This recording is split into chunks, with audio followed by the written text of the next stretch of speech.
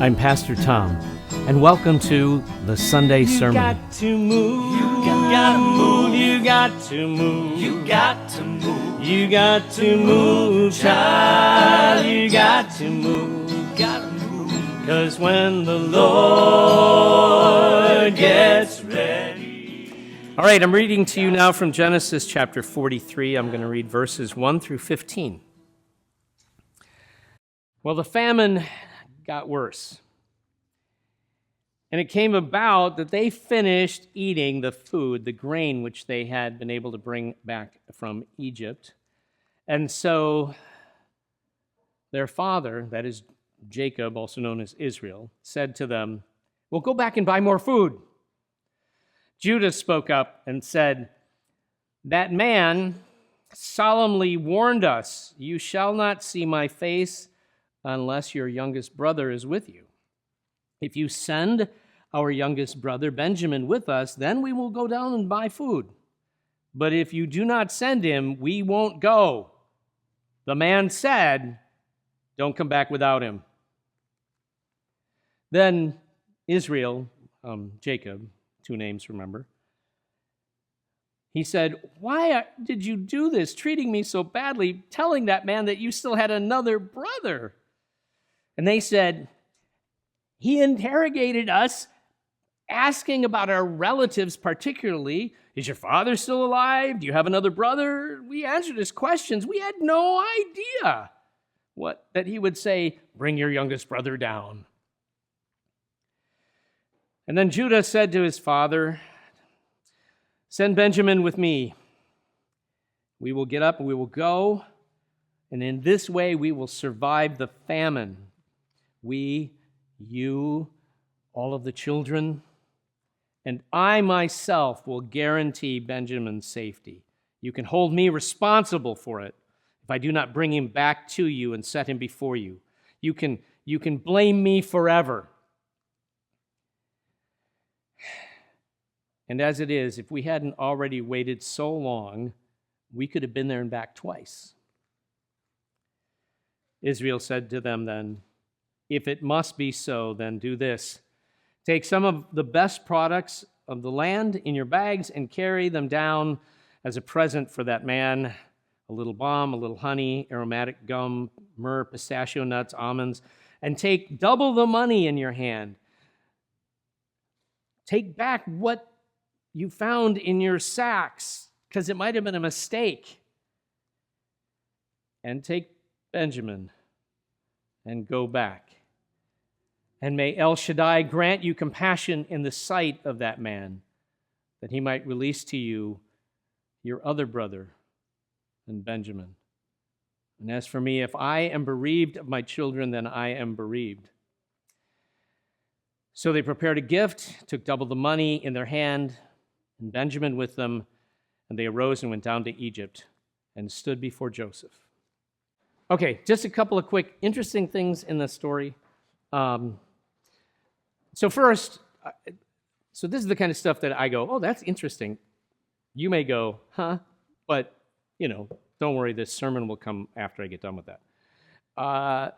At one point, you hear Jacob say, or Israel say, "May El Shaddai grant you compassion before the man." So El Shaddai, the name El Shaddai, your English translation, if you were reading along, probably said God Almighty. That is not a correct translation.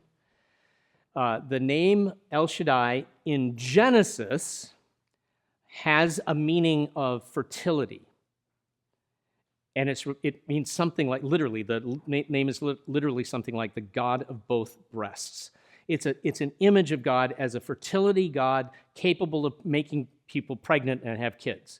So it's used only 5 times, and every time it shows up, with one exception, the one time it's just the name is there and there's kind of no context around it. But the other 4 times, there's some kind of reference. At first, it's explicit. "I am El Shaddai, you will be fruitful and multiply. I'm El Shaddai, Sarah's going to be the one to get pregnant. You're going to have more children than the sands of the sea." That kind of stuff. There's also a pun right at the last time it gets used. It's heavily punned on, a play on words in what's called the blessing to Joseph. But in here, it's it's the old King James Bible that actually captures something that most translations don't, for obvious reason. The King James Bible translation is not necessarily great for the most part, but they do sometimes find just the right word, and this is a great example of that. Because in the King James it says, may El Shaddai grant you wombs of compassion in the sight of the man. Wombs of compassion. Because the word for compassion is the word for womb, or is built around the word for womb. So, yeah, that's how that's done. Wombs of compassion. Isn't that great? So you still have this play on words happening. That's just interesting to me. That's all that is. That's just interesting.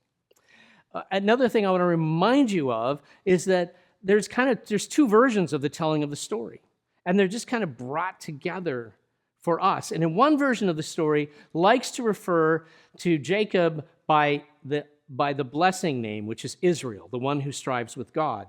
So that's a name he receives by blessing, and Jacob is his birth name. So one of the two traditions likes to call him Israel, the other one likes to call him Jacob. And you can separate it based on that. One of the two versions like to refer to God as Jehovah. The other one likes to call God Elohim, El Shaddai, something like that. And in the two versions of the story, this story that relates to Joseph, in one version, Reuben is the son who's kind of like trying to make things better. And then in the other version, it's Judah. So last week, we were talking about this, and Reuben was the one going, I will guarantee on the lives of my boys that I'll bring Benjamin safely. But Judah was like, no way, you ain't taking him. And now in this story, it's Judah saying, I will guarantee on my life to bring him back safely, right? So in both of these traditions, so these are family traditions. It tells you exactly which family got to hold on to these tales, pass them on, and their ancestor is the one who's like, not the worst of the brothers. Which I just find great. It also, for me, is an encouragement because it means that the story, because of how it's done and because of that fact, I look at that story and go, oh yeah, that's a real story. That really happened. You know, they're not just making this up. They're passing this on generationally, and it's important that their ancestor be the one who's not the total, what's that great word, schmuck? Yeah, the jerk in the story. So that's just interesting stuff to me. Now, the thing is, when these stories are not blended, even though when I read it out loud, I try to blend as best I can, they're not actually blended together. They're just kind of like stuck together, interwoven, you might say. So it's awkward to read, but what it does do is give us a feeling of timing that we otherwise wouldn't have. So we get the story where they've come back with food, they found money in their sacks, they're like, what's going on here? And they're ready to go, they're ready to turn around and head back to Egypt. And Judah won't have anything of it. He's stuck in his grief. I'm going to lose all my children. No, you can't go. I'm not letting you take Benjamin from me. Can you imagine Benjamin? They refer to him as the lad. He's the kid. He's in his 20s, for crying out loud. But he will always be the baby. He will always be the little one. He will always be the snot-nosed kid in the eyes of everyone else in the family, this poor guy. And so here is dad, like, oh, it's not going to happen. So they've now run out of food. And starvation has a way of changing people's attitudes about stuff. To the extent that at this moment, Jacob, Israel, he's finally willing to let them take Benjamin. And his attitude has changed. Before, his attitude was, this is so sad, this is so terrible, I can't bear the thought of losing any more children. How could you do this to me? And there's a little bit of that whining in this story here, but because the famine is so severe, he's left with, what else can we do? Almost fatalistic, you know? If I lose my children, I lose my children. That's what happens. Now he has a plan, bring gifts. And some of the stuff that he talks about bringing is like food. I'm thinking pistachios and almonds. You could eat those. But I don't think about like they've got tons of that to live on. Think of it like at the duty-free shop, I got you a jar of pistachios as a gift for a journey. So it's not a huge gift. It's a token. They're pulling out what they have, and it's produce from the land. So hopefully an Egyptian will think, oh, this is a delicacy, and it will be like a special gift to them. A little bribery goes a long way. Bring the money back that you found, just in case it was a mistake. In other words, it's like when you go to the grocery store and you find out they gave you too much change, and then you're like, I got to go back and give them the change. Got to fix that. That's the kind of feel. We're going to show them how honest we are. That's the plan. That's what's going to happen. This story is really interesting to me, though, because of what it tells us about processing sorrow, grief, and just life in general. We were at a game, a soccer game, and so one of our grandkids was playing in the game, and then was asked, well, where's the other one, the younger one? Oh, he's over there playing in the park area, which is and okay. I'm going to go, I said, I think I'll go over and say hi just so he knows I'm around, give him a hug. So I walked over and gave him a hug and said hi, asked him what he was doing, chatted with him a little bit. And then I kind of walked away, but not very far, and I sort of hung around there so I could keep an eye on him. And as Wendy and I were talking about this later, because she was like, thank you for doing that, I realized, I said, I think it's because we were traumatized as younger parents.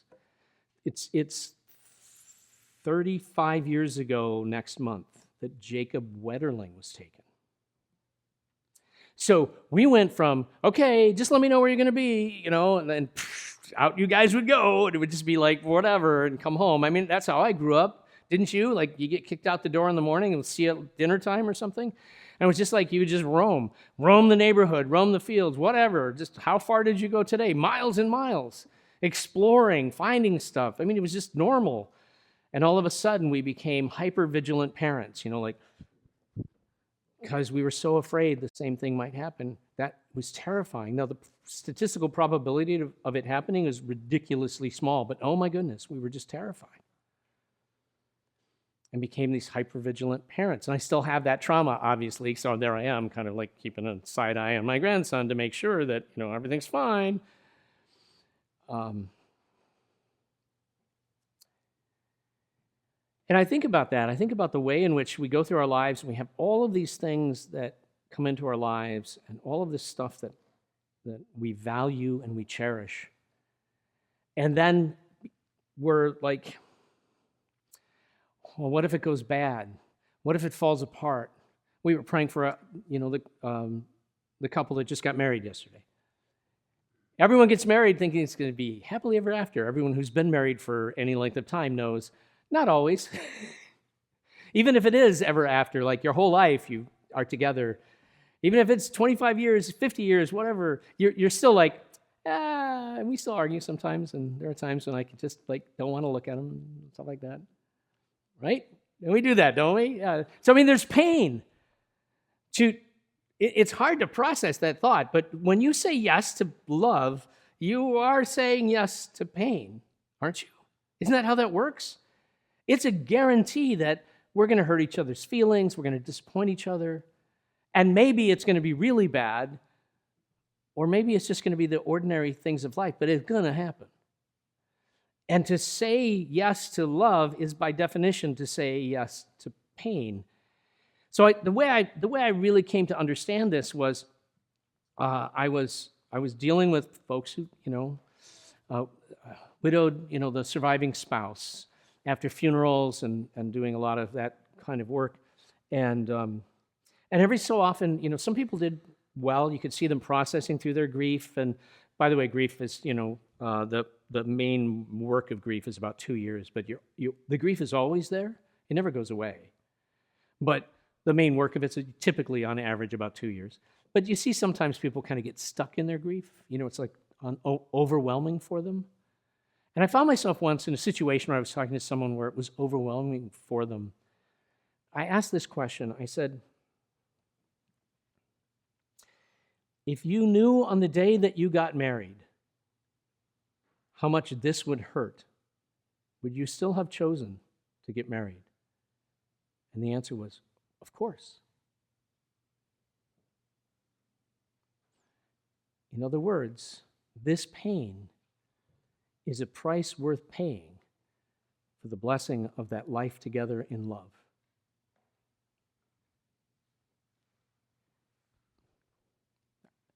Theologically, that also makes sense, right? God gives us free will. It's not like God doesn't know what we're going to do with it.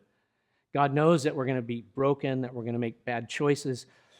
But God gives us free will because God values that loving relationship that's possible with us, where we willingly say yes to grace, to love, to mercy, to God in our lives. God values that more, thinks the pain is worth it, thinks the cross is worth it for that. And so what that does for me is it kind of brings me like this. It reminds me of this fundamental truth of life. There is nothing that we have that will not be taken from us. One way or the other. Either I'm going to die first or Wendy's going to die first. God forbid any of our children or grandchildren die before us, but that can happen. What are the things that we value or love? I do enjoy preaching, but someday I won't be able to do that. Someday I won't be able to do music. Someday I won't be able to do the things by which I define who I am. And I'll be sitting there going, who am I now that I can't do this stuff? But it's going to happen. It's going to happen. And I for a long time, I was afraid of that. It terrified me. Until those conversations with people, and I suddenly realized it's gonna go away at some point. I have it now, but I don't have it forever. And as a result, it changed my attitude. It took away my fear. Now, there are two approaches I think you can take. So one is the approach that Jacob here, or Israel, that he takes. It's very fatalistic. You hear him say, well, and if I'm bereaved of my family, I'm bereaved of my family. I mean, he just takes a fatalistic approach, and that's okay. You can be a fatalist about it and just go, there's nothing I can do, I just have to accept it. That's not what I do. Yes, I'm fatalistic in the sense that I know it's going to happen, but I go, here's what that means. That means that the here and now, that this joy, this love, this grace, that pain that's going to come my way, it's going to hurt, but this is worth it, and I give thanks for this. So for me, it's been a pathway to thankfulness. For Jacob, for Israel, for him, it's just this fatalistic acceptance of things out of his control. They both work in their own way. And this is the thing that happens, that when we come into this, when we choose love and grace and mercy, we accept that coming with that story is pain and hurt and loss. And we count it worth it. God counted it worth it. We count it worth it. There's a poem. I actually want to close with a poem. How's that? It was written by, if you find this poem, it's awfully incorrectly attributed to a guy named Yehuda Halevi, who is a 12th century Jewish poet. He lived in Spain, and he actually wrote in Arabic, interestingly enough. Very famous poet. So this gets attributed to him, but he didn't write it, actually. It was written by a 20th century American rabbi, Rabbi Chaim Stern. But here it is. "'Tis a fearful thing to love what death can touch. A fearful thing to love, to hope, to dream, to be. To be and oh, to lose. A thing for fools, this, and a holy thing to love. For your life has lived in me. Your laugh once lifted me. Your word was gift to me. To remember this brings painful joy 'Tis a human thing, love, a holy thing, to love what death has touched. Can you find the prayer of response? And please stand as we pray together. Almighty God, when you loved us into our creation, when you loved us into our freedoms, when you loved us into our choosings, you accepted that there would be pain. You knew we would offend, rebel, wander, and flee. You knew there would be sufferings and heartaches and horrors and sorrows. But you counted those pains a price worth paying for love freely given and freely received. By your grace, let me accept as well that to choose love is also to accept pain. And in that acceptance, free me from my fear of loss. In Jesus' name, amen. We'd love to have you join us for in-person worship Sunday morning at 8:30 at Christ United Methodist, or Sunday morning at 10:15 at Stanton United Methodist. And if Sunday morning is not your jam, join us Monday night, 6 o'clock at Christ United Methodist for Pizza Church. It's church, and then we eat pizza. Until next time, may the Lord God bless you and keep you. May the face of the Almighty be upon you, and may God grant you peace. Perfect peace. Oh, may God